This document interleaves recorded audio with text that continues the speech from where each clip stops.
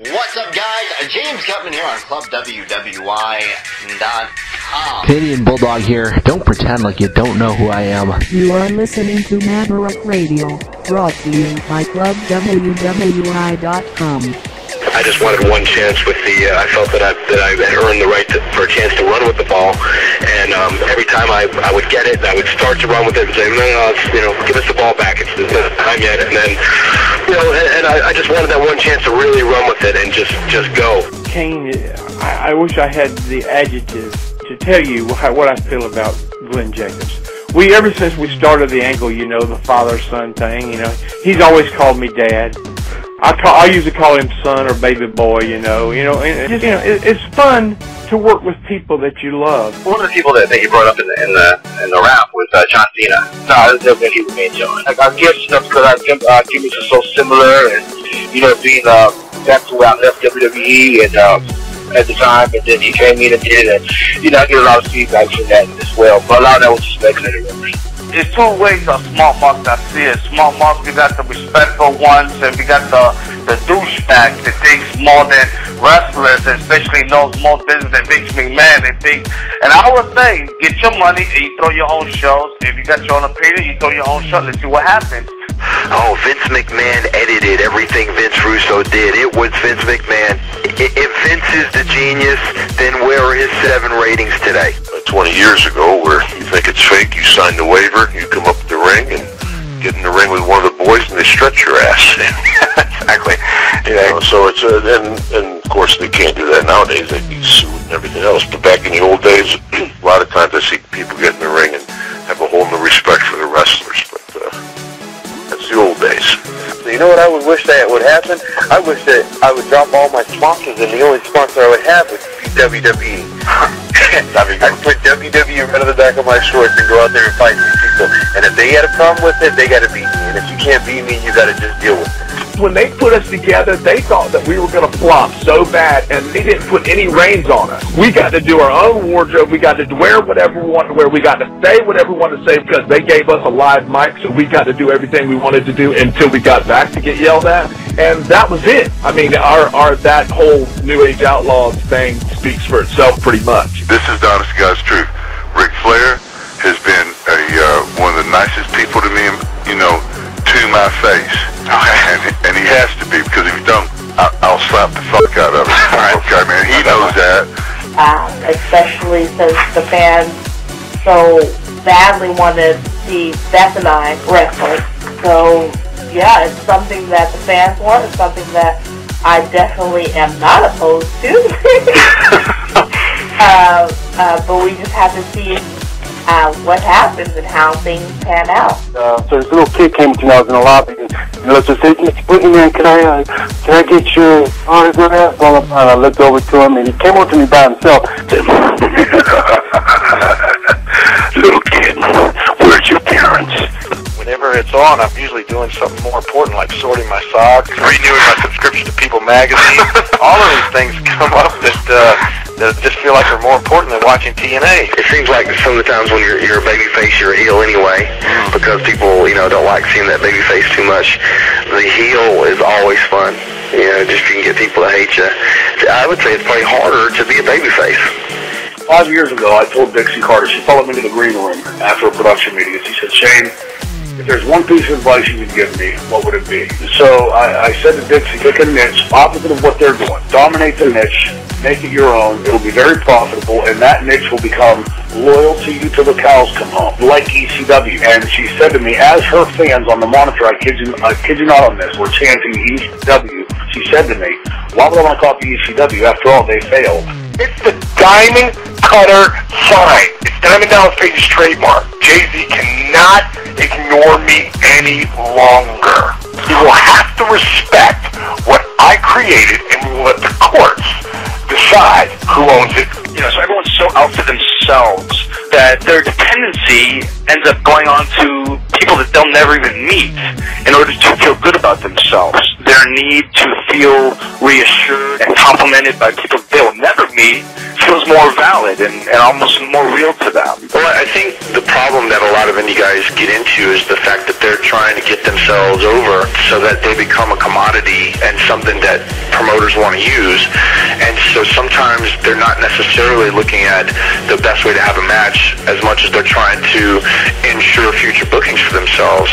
You'll always read guys writing the sheets or write on the internet what they would do to make the business better. Okay, that's great. But what if when you go to that guy and you give him your idea, he goes, I'm not going to do that. See, nobody ever understands that. Yeah, the highlight of the X Division is obviously the in-ring product, and I think that we want to do things that work towards that and go to highlight, that aspect of what we're trying to do. So, I mean, it's a work in progress, and I think everybody's learning, but, I mean, hopefully we'll get the formula down right here. Oh, yeah, that's what TNA had when, the Knockout Division first started. Like, you put all of us in a ring together, and you could actually point all of us out, and, so that's what we gave the fans, a little something different. My choice to be in wrestling, by the way. It was my choice. I wasn't trapped. I'm not trapped. I chose to do it because it's a great career.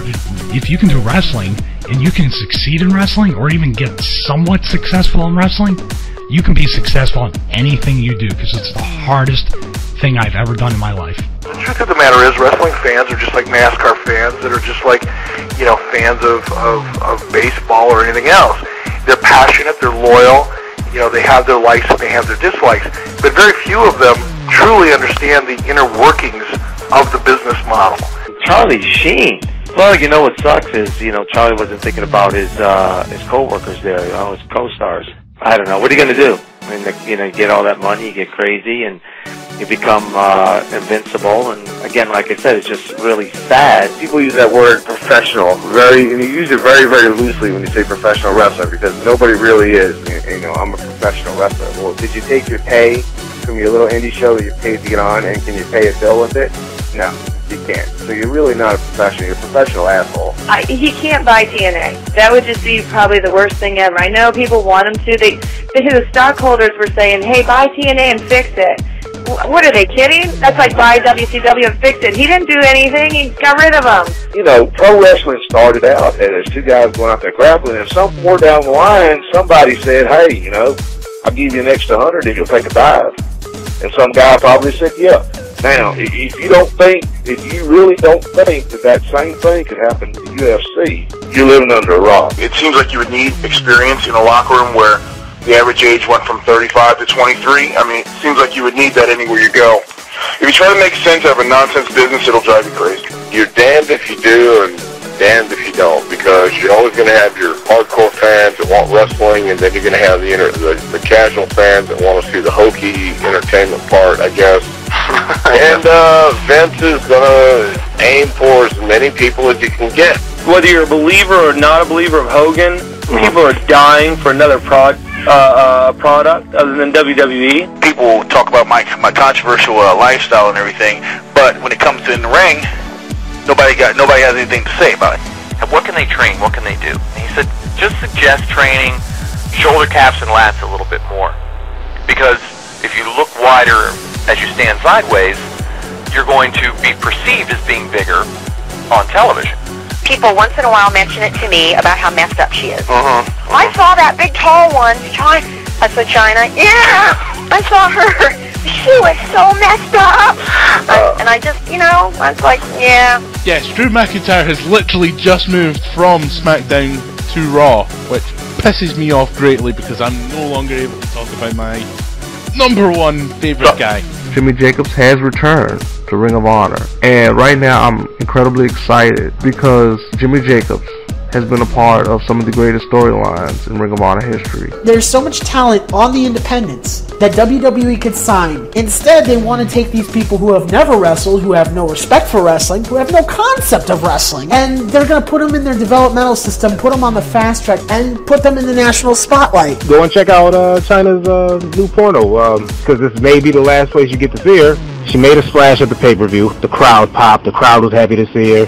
What difference does it make if she's doing movies on the side?